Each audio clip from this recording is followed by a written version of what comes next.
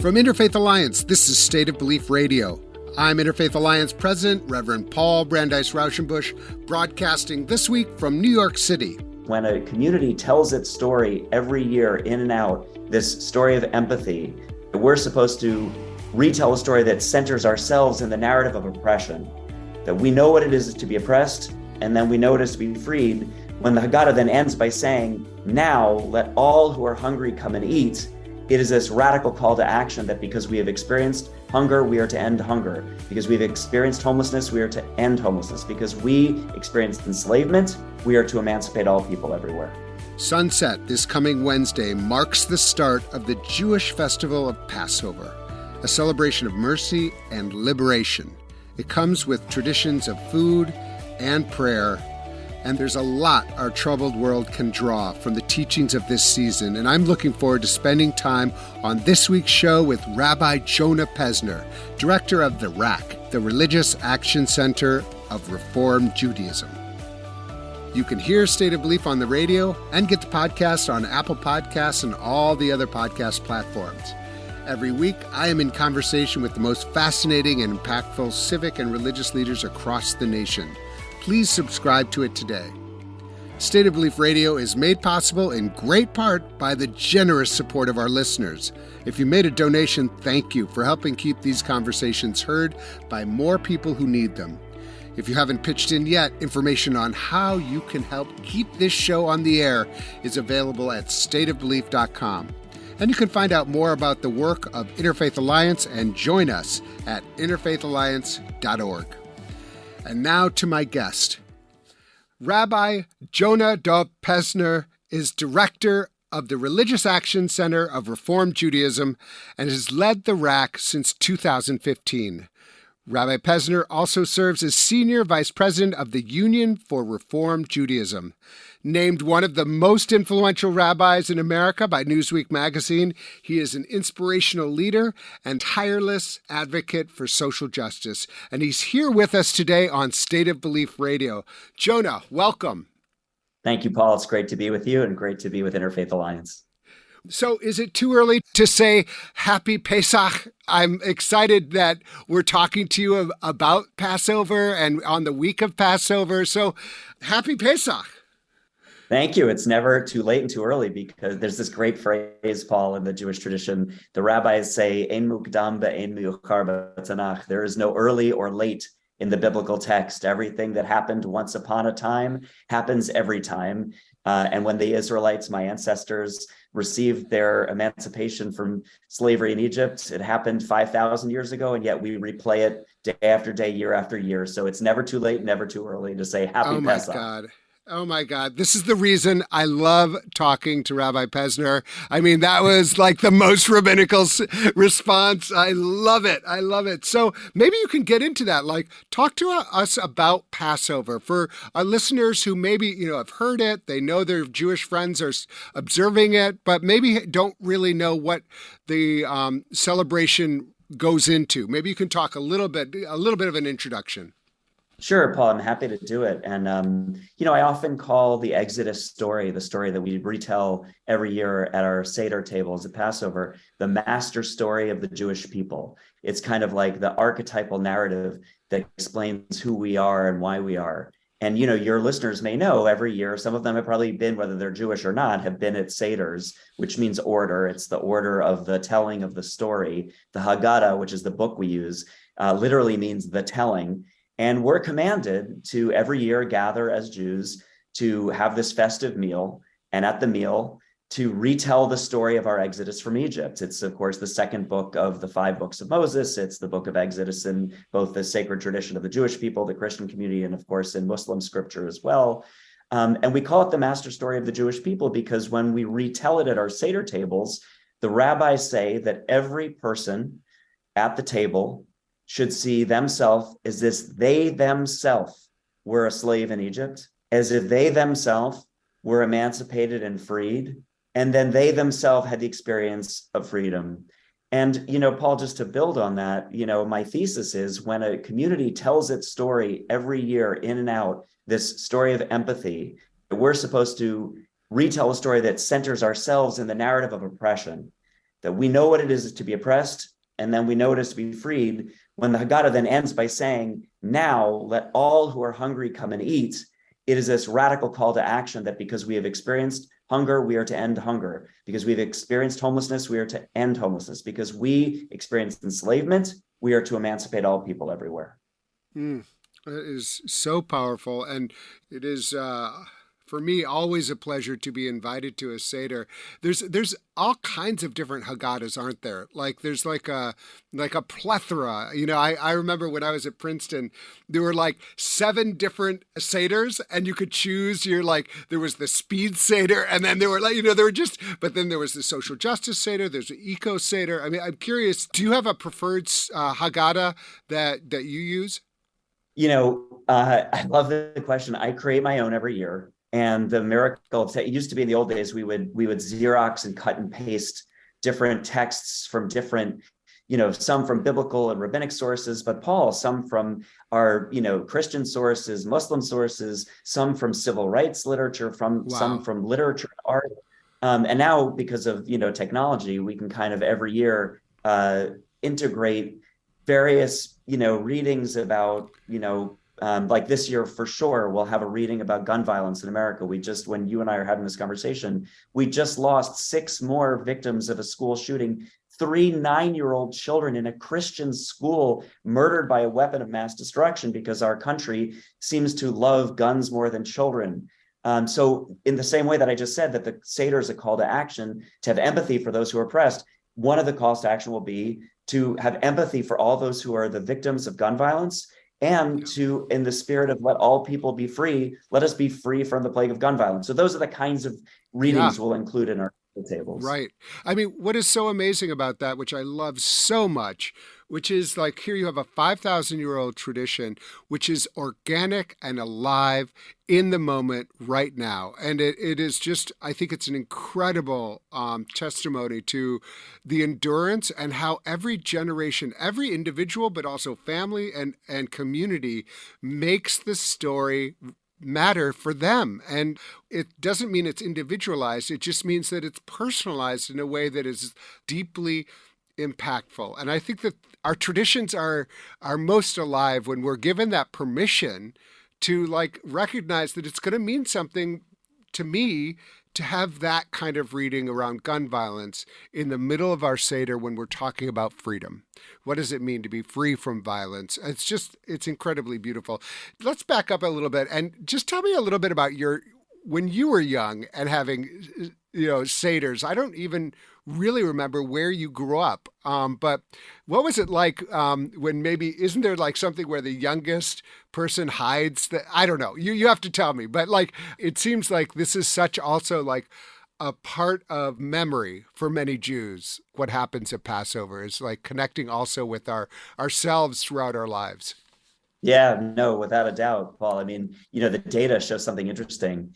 Overwhelmingly, the number one thing most Jewish people do, and not just Jews, Jewish adjacent people, more than go to the high holy days, more than observe the Sabbath, certainly more than keeping kosher, is go to a Passover Seder. The most secular Jews show up every year at someone's home and do the Seder. And I'm, of course, you've been to a Seder, Paul. And again, of course, most of your listeners, I bet, have. And I would urge people, if you haven't been or you haven't been in a while, get some Jewish friend to get you invited to their Seder. I myself, I grew up in Lower Manhattan. My dad would, host in our small New York apartment, a dozen or more people, family, friends. But one of the things that was beautiful in this, very authentically, particularistically Jewish tradition where we read from the Haggadah and the Hebrew blessings and the Hebrew prayers, there was always strangers at our table.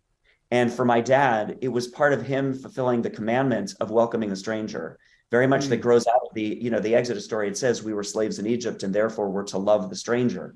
We're to love the person who is not like us. So my dad, invariably, if there was somebody who was down on their luck, lost a job, had just had a divorce or a death, somebody who was new in the community, they would be invited to our Seder. And I thought it was normal. And by the way, every Friday night at Shabbat dinner, again, these guests would be included because this was my dad modeling. For us, social justice isn't just about public policies that are passed in the public square. It's how do you model the love and the welcome, at your own table. And by the way, the tradition you asked about, the youngest child has to read the 4 questions, which are the questions that the rabbis created because the whole goal of the Seder experience was that you should teach your child on that day so that your child will be curious and will ask questions about, why and why we do this and what does it mean, and get them curious. And by the way, one of the ways to keep the kids interested, I think what you're thinking of is hiding the afikomen, right? So at one point, the children, the host of the Seder would break the matzah in half and say, this half of the matzah, this is like the broken world. Our job as Jews is to repair it. And you can see how the matzah would be repaired. The matzah, which is the bread of affliction, it was the bread my ancestors ate when their bread didn't have time to rise, right? So it's the flat bread like a cracker. So the kids would be encouraged to steal one half of the matzah and hide it and hold it as a ransom at the end of the Seder, because you can't end the Seder until the host puts the matzah back together and heals the world. And they would give you some kind of prize or some kind of maybe even, money or chocolates or something. But it was just to keep kids interested because this was really about the next generation being able to see itself in the story.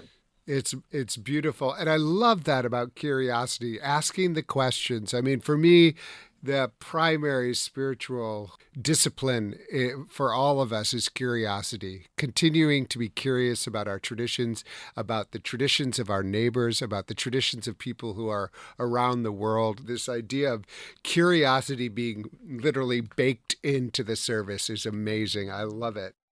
So, you mentioned gun violence. You are the director of the RAC. Tell us a little bit about the RAC. And as you think about the work that you spend 28 hours a day doing, how does that fit into the Passover message? It feels like the RAC exists in some ways to almost like fulfill the Passover mandate.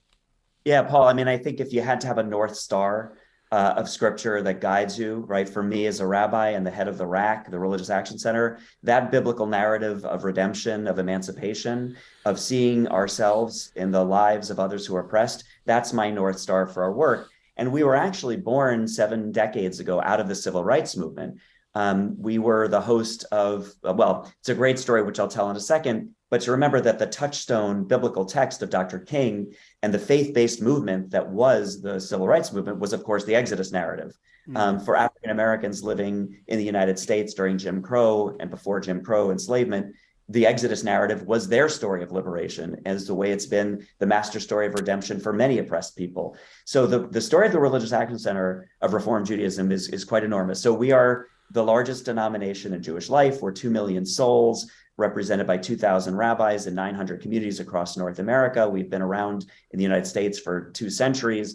But the reason we have this office in Washington is because one of our prime leaders, a great person named Kivi Kaplan, as a young man during the Jim Crow era, he was a white Jewish man who was visiting Florida for his honeymoon. He had come from the North, and he and his wife, Emily, saw a sign all over Florida that they had never seen in the Northeast, which was no Jews, no dogs.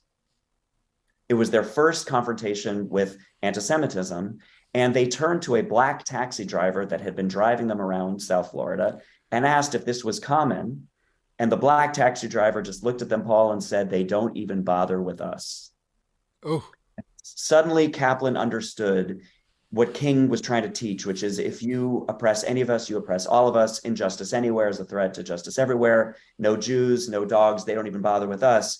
The plight of what was happening to Black Americans in Jim Crow South was hopelessly bound up in what was going to happen to Jews in America. So out of that experience of antisemitism, he donated, first of all, he became active in the NAACP. He was the last white Jewish president of the NAACP, which in its history was a coalition of mostly white Jews and Black Christians. And he donated the Religious Action Center's building, an embassy-sized building in DuPont Circle in Washington, D.C. A beautiful building, which is honored to host Interfaith Alliance and other of our partners, because Kaplan's stipulation in making the gift was that it had to be a hub for civil rights activity. And so our founder, Rabbi Dick Hirsch, called his dear friend, a charismatic pastor named Martin, and said, "Martin, you now have a home in Washington."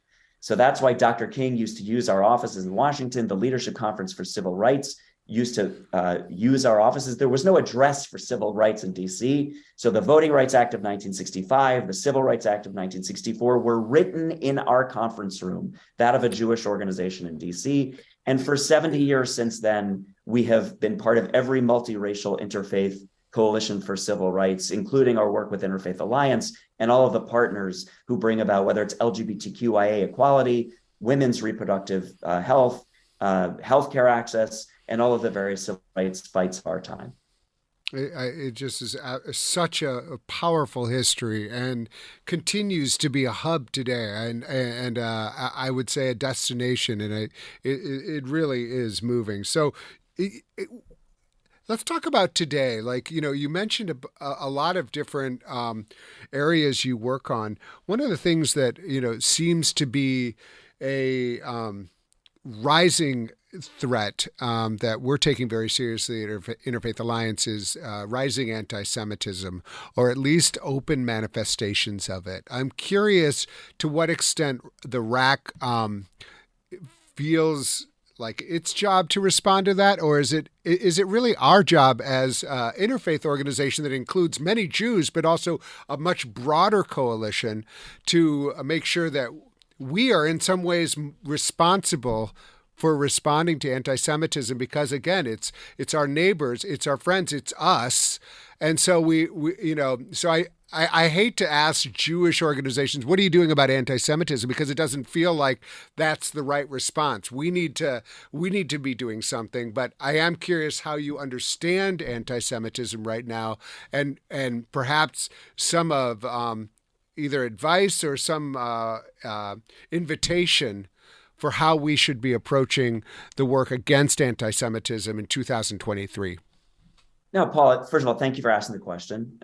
Thank you as a interfaith organization asking the question about anti-Semitism, which of course is on this, violent and hateful rise alongside with the other isms we're experiencing. Racism, anti-Black racism continues to be the most experienced and widespread form of bigotry and hate in the United States. And the rise in violence against Muslim community, Asian American community, LGBTQIA people, undocumented people, the list goes on and on and on. But naming anti-Semitism, which is, of course, its own unique thing, I appreciate you and your leadership. And I would remind folks, like the Religious Action Center, my social justice civil rights organization, was founded out of a moment of anti-Semitism, because Kitty Kaplan understood anti-Semitism wasn't something that you could just confront in a vacuum. It was a moment of the interconnection between anti-Black racism and anti-Semitism that he realized our safety is in our solidarity, and a la the Voting Rights Act, our redemption as a nation, despite all of the challenges, 400 years of systemic racism and the suppression of voting rights, et cetera, will come through democracy. So this is why we do this work in an interfaith way. And I would say two things. One is, it is incumbent on the broader multiracial interfaith community to own the challenge of anti-Semitism in the same way that we have to own all of the isms, right? It can't just be the Jews. No minority can fight this alone. And for my friends out there who are not Jewish, to know that the violence against Jews is measurably on the rise. The reported hate crimes against Jews, attacks on synagogues, beatings of individuals who are outwardly Jewish, have hit unprecedented peaks. 20% of Americans believe in the kind of conspiracy theory, anti-Jewish tropes. This is the latest data that's coming out of the research community. And so it's on all of us.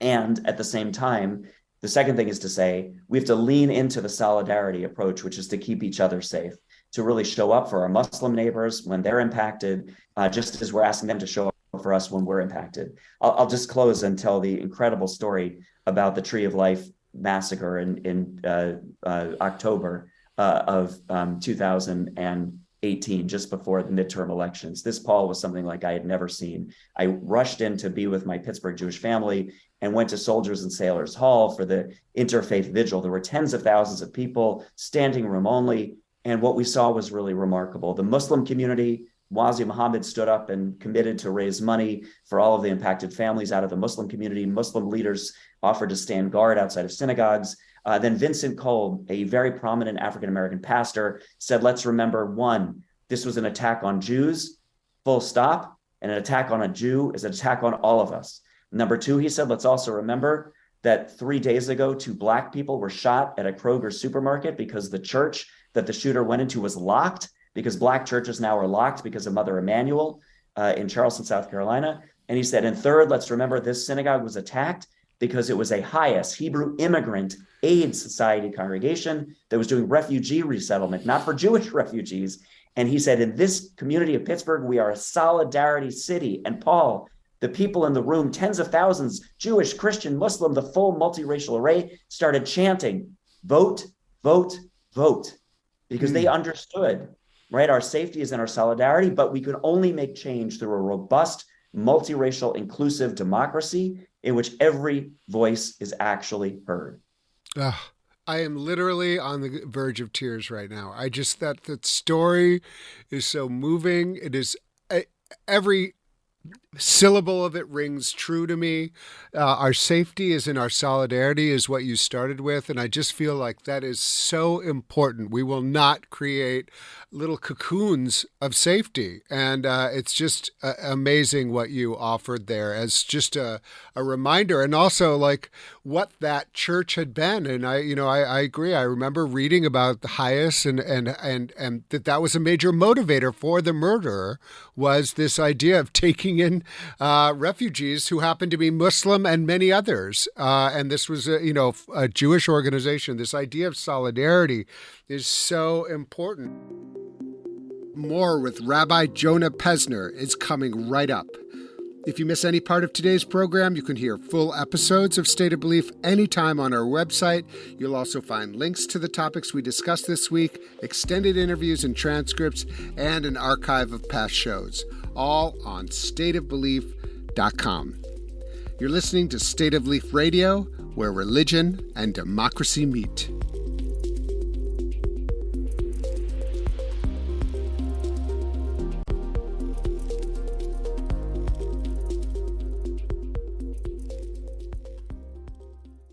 You mentioned like a robust democracy and the RAC's commitment to the robust democracy. I feel like Interfaith Alliance is very much right there. And we're trying to figure out like what is the best way to put our resources and mobilize people to protect democracy, which I feel like is being hollowed out and attacked from various locations, the denigration of people, the restrictions of voting opportunities, but also just the hollowing out of our civic life, the attack on libraries, on higher education, all kinds of things.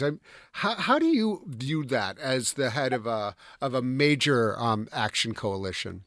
Well, it really is our origin story. Kivi Kaplan understood the intersection of keeping minorities safe with a robust democracy. And it seems that white supremacy in our country, whenever it rears its ugly head, which is happening more and more, the way that it tries to maintain its hegemony and its power in our country is suppressing votes, is co-opting democracy and making democracy not truly representative or inclusive, but just a way to maintain the status quo. And if you draw a line from, Jews will not replace us, at a Confederate statue, to Tree of Life shooting, to the assault on the Capitol on January 6th, think about, Confederate flag waving insurrectionists who, in the spirit of the Confederacy, right, want to maintain their power. And so for us, it is both a call to Jewish values around the values that come out of our Exodus, that we're not free unless all people are free.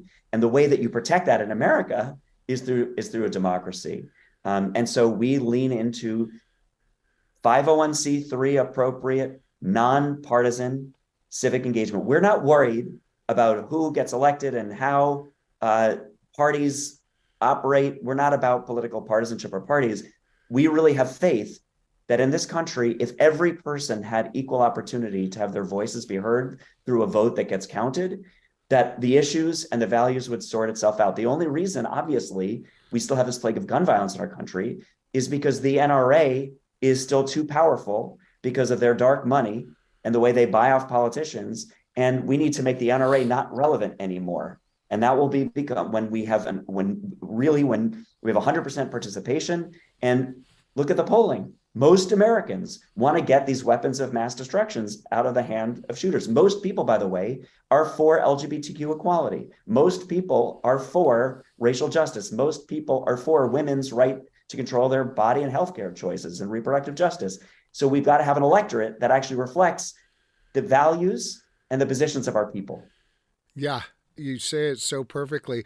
What are the ways that RAC views interfaith coalitions to help make that happen? When you're setting your agenda or priorities, and as you see it from your perspective as a social justice leader and also as the leader of a denominational action coalition, what's your next step in saying, okay, let me think about like Muslims who can help? Or I'm just wondering, like, this is not idle curiosity because, you know, I want to be a very good partner for you with Interfaith Alliance. I'm curious, like, how you imagine interfaith coalitions as well as secular groups coming together to work on issues that really matter to RAC. Yeah, and let me be clear, everything we do is in broad-based multiracial interfaith coalitions. Because we understand, you know, there are 2 million Reform Jews. There's maybe 5, 6, 7 million Jews or Jews adjacent America. In the hundreds of millions of people, we will only bring about liberation and protection of all people if we come together across lines. And this is why, by the way, Paul, just on a personal note, why I love you, your whole career, whether it was at Auburn or Interfaith America or now at the Interfaith Alliance, you have led through your own authentic, particular ministry and theology into interfaith multiracial spaces because you live that. So you embody what we care about. And Interfaith Alliance has been a great partner for us in the past and will continue to be. So all of our work, our synagogues, we train our rabbis and our synagogue leaders to build the interfaith relationships, both on a local level, like right in their cities, like who is the local imam, who is the local pastor or pastors, who are the civil rights leaders, what are the NGOs, whether it's the NAACP or, you know, the various other issue-oriented groups to be in coalition with, and then to be part of statewide coalitions, to be part of, you know, being part of like 30, 40, 50 other synagogues as part of a bigger multiracial interfaith entity. And then, of course, here in Washington, every campaign we're involved in, some of which are with Interfaith Alliance, are those kind of interfaith multiracial coalitions, because when we come together, we win. Yeah. I want to talk about one thing just because I think it feels just I'll put on the Jewish side of my body right now, but it feels like, you know, especially we can even use the term like people of the book, but book bans feel like especially kind of pernicious. I mean, it feels like, you know, that knowledge, especially knowledge like Toni Morrison, or like knowledge that is like mind expanding, that is introducing people to new concepts, that, you know, that even knowledge that can be sometimes uncomfortable has to be gotten rid of. I just find that perhaps like there's so many disturbing things, but that one feels absolutely crazy to me as you know, coming from a tradition of knowledge producers and also like people who really took books very seriously and the importance of not only literature but history and all of these things. And I just feel like there's something about, I feel like religious people need to find our voice, our specific voice around the book banning, because it's not, it feels very like an affront to religious sensibilities. I love that you asked that and drew the connection. We certainly, the Jews call themselves the people of the book, obviously, because, you know, in human history, you know, for thousands of years, we passed down this written tradition. It started as an oral tradition, but it was words. Obviously, the Torah, the first 5 books, the Tanakh, which is the Hebrew Bible, the Talmud, which is rabbinic literature, the Haggadah that we'll read from on Passover is a kind of written document. And there is this chilling at the Holocaust Museum Memorial, chilling, you know, picture with the words underneath it that say, first they burn books and then they burn bodies, right? This is this idea that when people start banning books and then ultimately burning books, human bodies will be burned. So we Jews, we get our hackles up when we see this stuff. And I want to say something though wonderful and redemptive, Paul. We have a leader in Texas, Cameron Samuels, who is 19 years old, one of our teen leaders, who we trained 3,000 teenagers every year to lift their Jewish moral voice, to learn their Jewish textual and values-based tradition, and then learn to apply them to issues of the day, and then go advocate either on Capitol Hill or in their state legislatures. So Cameron returned home from our training only to discover that Cameron's local library was going to do one of these book bans. So Cameron organized a 19-year-old, I think at the time Cameron was 18, an interfaith, multiracial, intergenerational coalition. They put enough pressure on the school board. The school board actually reversed this book ban. They were keeping some LGBT books out of the library. So we can do this. We can rise up. That is a great story, because honestly, it feels like I haven't really heard any good stories. I mean, I've really heard a lot of bad stories, but I do think it's like, I think people are just, I honestly, like, I feel like my jaw is just open and I'm like, my mouth is letting in flies going, what is happening? I love that Cameron is like, actually not on my watch. We're going to figure out a way. And I do think it's about local organizing, about bringing people together and say, no, this is not what we're going to do. This is not the community we want. What community is that? Where in Texas was it? Like a suburb or exurb of Houston. Okay. I mean, that is so exciting. So you've been at the RAC since 2015. Do I have that right? Yeah. So it's been a really, like, kind of a calm time, right? How do you view this arc that we're in right now? I mean, there's a very, familiar phrase to many of the moral arc of the universe is long, but it bends towards justice. Like, what is the arc right now, and how do you view your arc at the RAC, and where we are right now in like as a nation? It feels very like a seminal moment, if you don't mind me using that word, and like what's going to happen next and over the next like 18 months is just going to be critical for the future of our country. No, I really appreciate you asking the question. And, it's funny that you referenced starting 2015. At the time that I took on this position, and my predecessor, who Rabbi David Saperstein, had been in the role for 40 years. I mean, he's a biblical figure. President Obama had appointed him to be the ambassador at large for international religious freedom. We had passed the Affordable Care Act. We had made huge progress on LGBTQ equality. We, had won marriage equality. And I sat in my office looking at the plaque where it said the Civil Rights Act of 1964 and the Voting Rights Act of 65 were written. And I thought to myself, I wonder what I'm going to do. It seemed like it was so done. And then you just need to tidy up. Right. And then the earthquake of the 2016 election happened, and all of the ramifications, not just of that election, but underneath the upheaval and the unprecedented assault on our values, both in rhetoric and bigoted and racist policies that flowed, throughout that period. And I turned to, in the days after, as we were trying to organize the both civil rights community and the Jewish community and the faith community, I turned to Sherilyn Ifill, who at the time was the head of the NAACP Legal Defense Fund. And I asked her, Sherilyn, how are we going to get through this? And Paul, she said to me words I will never forget. She's a very wise person. She should be a Supreme Court justice. Sherilyn said, Rabbi, I had ancestors who were born into African enslavement here in the US, or the enslavement of African people. And I have ancestors who died before it ended. I can't afford to think about one day at a time. I think about the arc of history. And I thought, what a critique or a rebuke to a Jew who should know better. We have a 5,000-year arc, as we said earlier. My people were the people who were enslaved in Egypt for 300 years before they journeyed. So this moment, like many in history, is fraught with danger. Our democracy is on the line. Whether we will be the multiracial, inclusive nation and overcome, finally, white supremacy is on the table. And I have a resilient, thousands-year view of what it has to take for humans come together, all created in God's image, to build a kind of collective power to bring about the world as it should be, the world of justice and love for everyone, despite the injustice and the reality of oppression that we experience every day.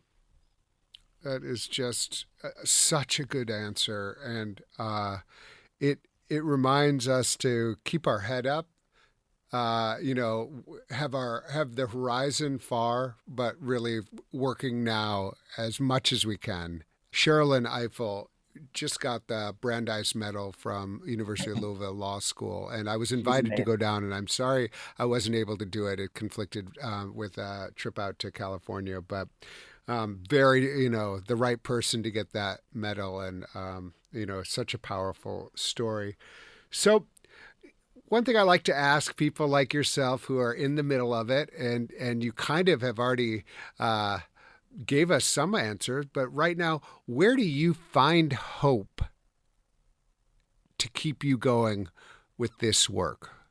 Like what people, principles, religious wisdom give you hope these days? To me, to be a Jew is to have hope. Leo Beck, the great rabbi who survived Berlin just before the Holocaust and led his people through that terrible, terrible time in our history, used to say that it is a commandment for Jews to have hope, never lose hope. And we're celebrating, as we said earlier, the festival of our freedom, Passover, which is also known the season of our joy, as all of our festivals are. And so I find hope in three places, Paul. Number one, people like you. We can't do this alone. We do it together in relationships. So when I think about the pastors, the imams, the civil rights leaders, the activists, the young people who are leading our movement for transformation, that gives me hope.